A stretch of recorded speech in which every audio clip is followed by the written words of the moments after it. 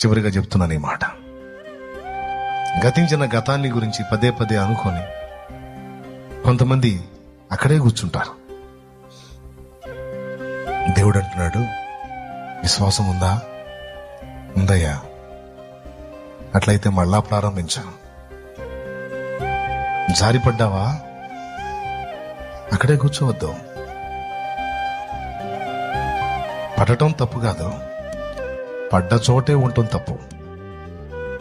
పడటం తప్పు కాదు, అడుగు జారింది పడ్డావు, ఎటుగుడి పడ్డాను కదా ఇంక అక్కడే ఉందామని కూర్చున్నావు చూడు, అది తప్పు.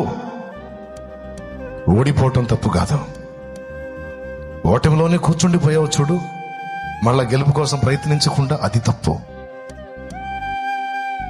లే, మళ్ళీ పోరాటం ప్రారంభించావు.